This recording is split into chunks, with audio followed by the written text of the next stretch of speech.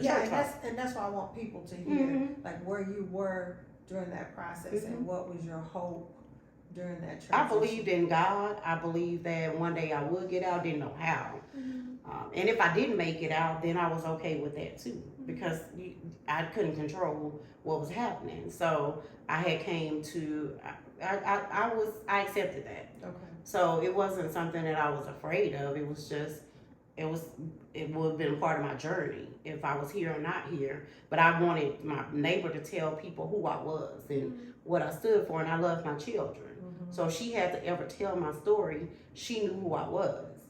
And that's what I believed in. So it wasn't, right after I got rescued, it was a lot. It was a lot. We had trial. They found my mom. My mom admitted to what she did. He admitted to what he did. And the church folk were there. Really? Church folk came to the trial. And what did they were they saying anything? Yeah, they were there to testify against me. Against you? Oh yeah. Oh yeah. What did they say? That I was promiscuous. I was a promiscuous child. That's why I was in that situation. My mom was a crackhead, which was true. Wasn't promiscuous. That's why I hate that word to this day. Because no child can be promiscuous or want sex from a grown person. They have no right to consent. And they were saying how he was a great parishioner, faithful tither.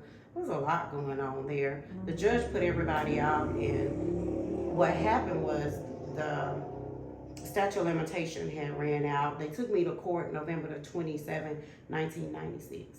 That was my 23rd birthday. Okay. And they went from 13 to 23, not 14 to 24, but 13 when they actually admitted to the sale of me. So it made it a 10-year window, and the judge said he was sorry. I mean, I still have my protective orders to this day. The judge said he was sorry he had to fail me. The court system failed me, the school system failed me, the hospital system failed me, and he had to fail me that day. It's because the statute of limitation had ran out. And they walked out of court cheering. And that's when I was mad. That's when I was mad. And I asked my neighbor if I could drive, and I didn't even know how to drive. So, because you got to give the audience some clarity.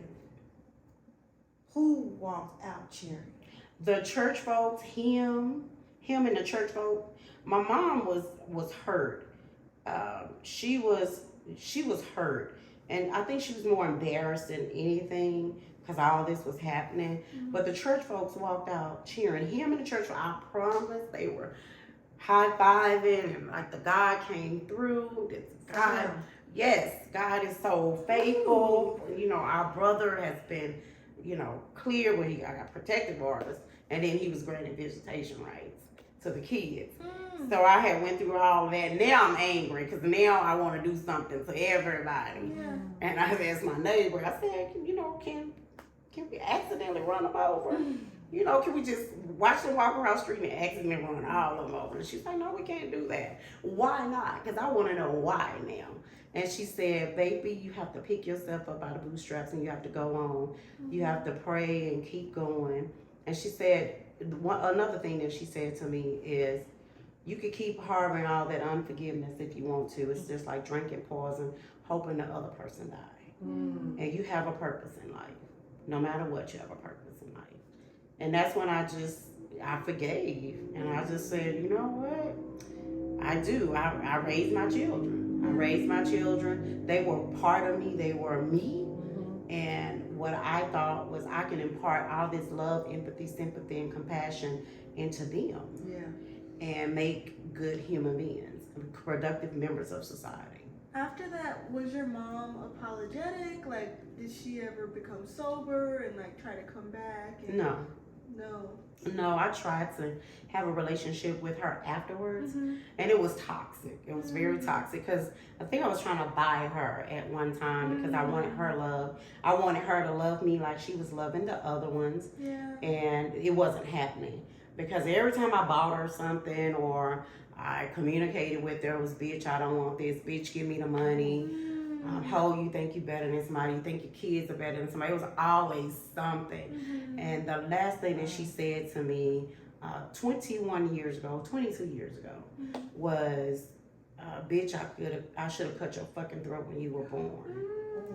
And I went to therapy, and my therapist told me that was it. And he said, well, it was she, I have a he now, and she said, you can keep on, practicing insanity if you want to, because it's practicing insanity, hoping for a different result. Yeah. And she said, you got to cut the ties that bind. For sure. And I made a decision that day. I changed my phone number. I other stuff that had went down, and I said I just couldn't take it. I called my neighbor as well. Called my neighbor, and I told my neighbor, because she said I couldn't catch my breath. Because when she said that to me, it took everything out of me. And she said, is the kids okay? Breathe, and I'm just like, and then I told her what happened, and she was like, I'm so sorry. And I just changed my number, and I went on. I just, continued on with therapy, and said I would just try to raise some good human beings. That was it. And I never talked to her again. And so you had to move on. And when you did move on and you started going through therapy, what was that like? Did you have to relive all those things? Oh, yeah. You have to relive everything because you have to get it all out. Yeah. And what was the hardest part about it at that point? Letting her go. Your mom? Letting her go. It was hard for probably about 10 of those 20 years because Mother's Day was really hard for me. I wanted a mama. I wanted to celebrate somebody. And then my therapist reminded me that I had my own children and my own family. So let them celebrate me. Yeah. But it still was hard because I seen everybody else that had good mamas and different things like that. And nobody could replace my mama. It wasn't gonna be. God blessed me with good women, but nobody was gonna replace her. Yeah. And the hardest thing was just going on. But that was 10 years during that time. I grieved her. Yeah. Because I had to go through the grieving process of really cutting her out of my life. So I grieved her. Yeah. I grieved a living person. Yeah. I grieved a living person. So I went through the grief process of, grief never goes away. It never goes away. It just, you learn to cope with grief. Yeah. And what did grief feel like for you? I really just experienced a lot of grief. It was sadness with her. Sadness. But about a year ago, I really experienced a lot of grief that really took me down to where I was sad a lot because I never really grieved. Depressed? No, I've never been depressed. I've never been depressed. Okay. That's something the therapists and psychologists study about me. Okay. Is they told me I didn't have time to be depressed. Because I was in a situation 10 years, so I had to think about my children. I didn't have time to be sad. I didn't have time to. So when grief hit me, I had all of those emotions except for depression. I had sadness. I was walking through my grief. I had a grief counselor, so it was easier for me to grieve. The people that I loved, that loved me back, that was a part of my journey, had died unexpectedly. So I was trying to cope with, the loss, the love. What am I gonna do? And I love these people. They loved me. They believed in me, and all this. And it was a lot of sadness, but not depression. I never suffered with depression. And they say because it's only like 3% of people like me. We don't. We cope with a lot of things. When we shield our mind. Yeah. And you can look this up. We are very rare to where we are resilient in what we do and how we do it, how we cope with things, the way we move, the way we handle things, and different things like that. It's just something that they study. Wow. So going back, looking at your past and what you had to overcome, and even having the assistance with the counselors, what would you tell a person that had overcome the same thing, or how would you give someone hope to go through the process? One day at a time. Okay. That's it. One day at a time, a minute by minute, hour by hour, second by second. It's a process. The journey is a process. It's nothing that's going to happen overnight because Overnight didn't get you there. Overnight didn't put you there. And what happened to you is not your fault.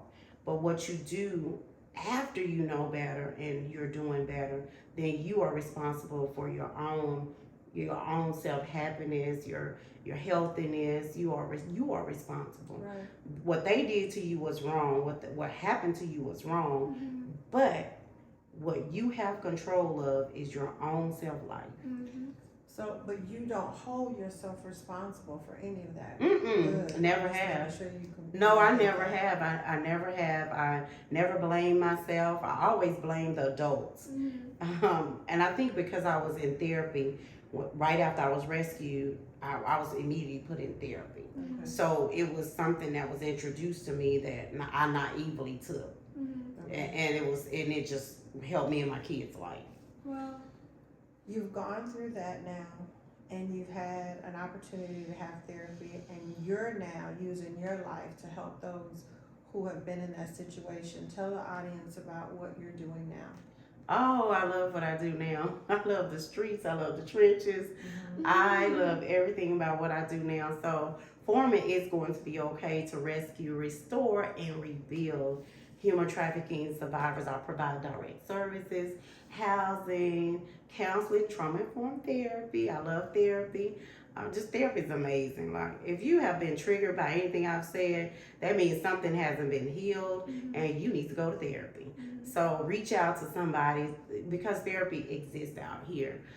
Providing that the resources for victims of human trafficking and their children and their families, because what we realize through helping the victim is it's intergenerational trauma. mm-hmm. So that victim got a mama Yeah. that they might be able to reconnect with, but the mama got problems, Mm-hmm. and her mama might still be living. Mm-hmm. So she got problems, but her mama might still be living, and they got problems. Mm-hmm. So you're helping the whole family. Yeah. So it's when you save one, you save a generation. Mm-hmm. And you have to look at the whole dynamic of it. And that's what I love about it. I love seeing their journeys. I love seeing the outcomes of their journeys. And oh my God, being a part of their journeys is what I love about this whole thing about it's going to be okay and what we do for our community. And It's Going to Be Okay is your nonprofit. It's my nonprofit. It's my baby. 10 years existing. Wow. Been an amazing journey. I was able to use my voice, as you know, to get bill passed, House Bill 2290, making January Human Trafficking Prevention Month here in the state of Texas. Wow. Other bills passed to make the age limit of being in the strip club 21 and not 18. But, you know, safeguarding a lot of things. You can't solicit around schools. It's an automatic felony. So different things that I've been working on to safeguard our communities. That's beautiful. Your nonprofit, though, when you provide those events, you talk about people also that you've had the opportunity to rescue. Mm-hmm. Tell us about a rescuing process. So I get a call of if somebody's missing or their children are missing, they call us, or Black and Missing, work with Black and Missing. But I work Black close and Missing is Foundation, Black and Missing Foundation, help us find us. So Natalie and Dearica, they've formed Black and Missing to help us find us.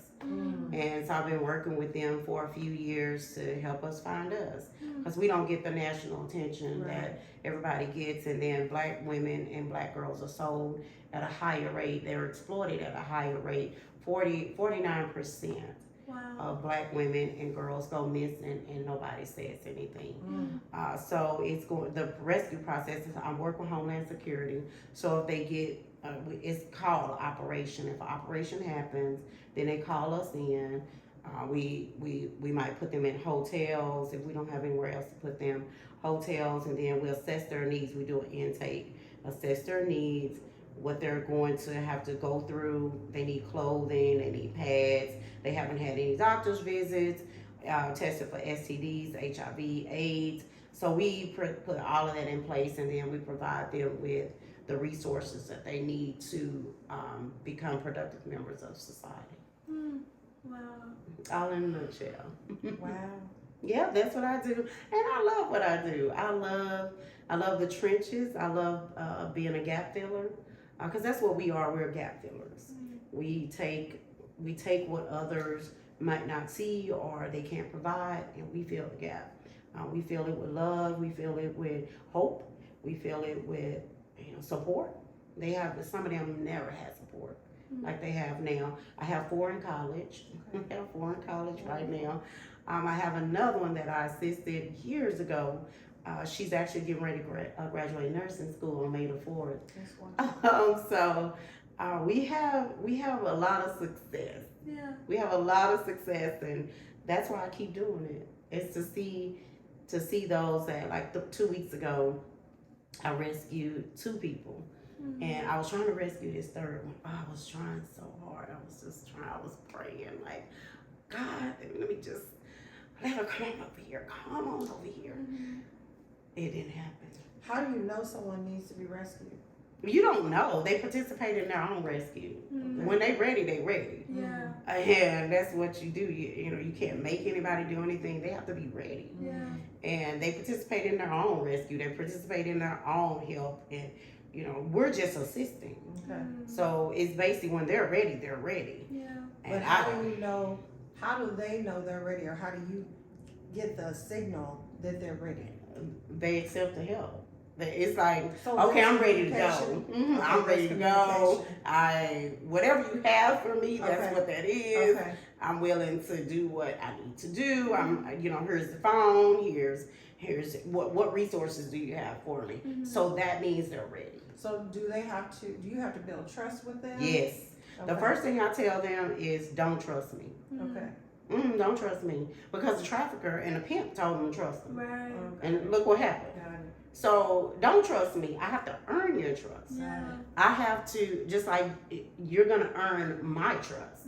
It's a two-way street. So Yeah. don't trust me. Yeah.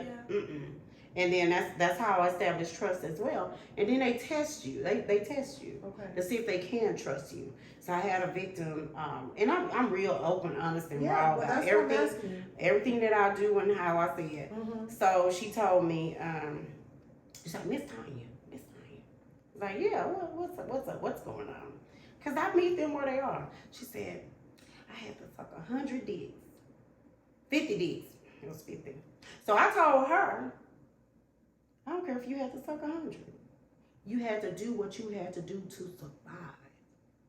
And that made a difference. And so now you're here, and what we do, we help you. Wow. We love on you. Because they have to meet a quota. Yeah. And the quota might be $1,500. It might be $5,000. Just depends on where they are. And they cannot come back to the pimp or the trafficker unless they have that money. And if they don't, they get beat.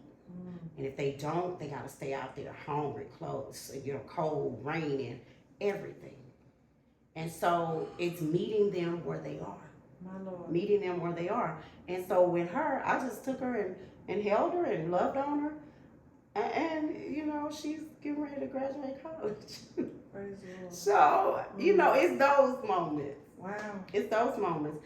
You can't judge. Yeah. You can't judge. Yeah, you It's have to- meeting them where they are. Yeah. No matter Yeah, what they have support them. said to you, no matter how they have rawly gave it to you, it's okay. Yeah. Because you're no longer there, Yeah. and we are a safe space for you. You do what we have to do, and we do what we have to do to help you. Gotcha. That's it. Wow. That's Well, it. To God be the glory. That's all I can say. to Yes, that, in the I love sense it. of your willingness, your Yes. commitment, Yes. your overcoming. Yes. Yes. Wow. I mean, no one can imagine No. being sold by their mom. No, they can't. They At can't. 13, I remember so much at 13. That's one of the years that I focus on quite a bit when I reference my past. I Mhm. talk about She does. 13, wearing high heels, putting on makeup, Mhm. coloring my hair, all these different things. So to know that you're 13 meant something totally different.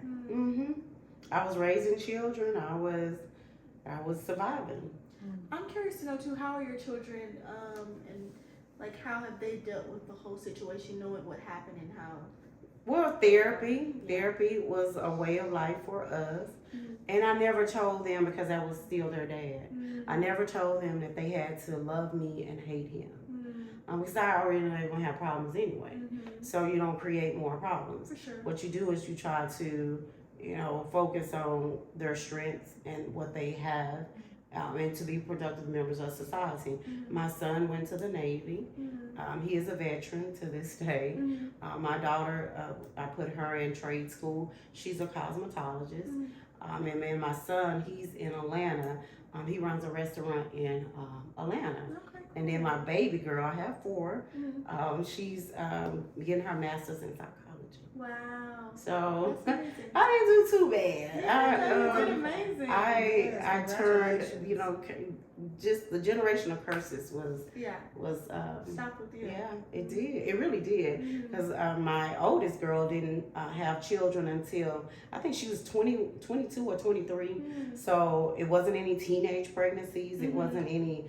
The boy, my son is the only one that have children. Him and his wife had children, Mhm. 2, just 2, Mhm. and the baby is 4. Mhm. So it was an amazing experience to be able to not parent in trauma. Yeah. And I'm a grandparent, not in trauma. Wow. Yeah. Do they have a relationship with him? I don't know. I mind my own business. Okay. I Okay. do. I I don't gotcha. ask about anybody or Yeah. try to figure out anything. I stay in my lane. Yeah, I get you. If they do, they do. They don't, they don't. That's not something. That's not a lane I cross.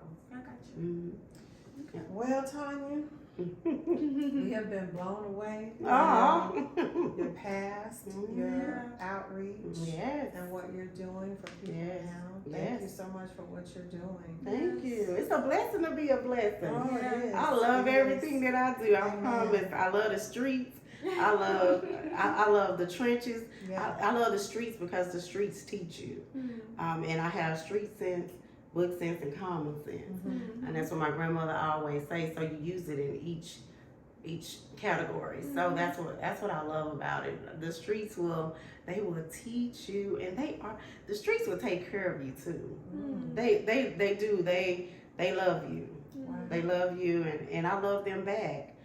Even when they don't come off the street, I love them back because everybody has a story, Mhm. and I'm so careful to not judge and be where I'm at. Yeah. To say, be careful who you entertain, because you just might be entertaining an angel, but everybody is yet, every man and woman is yet a story to be told. Mhm. Wow. Yeah.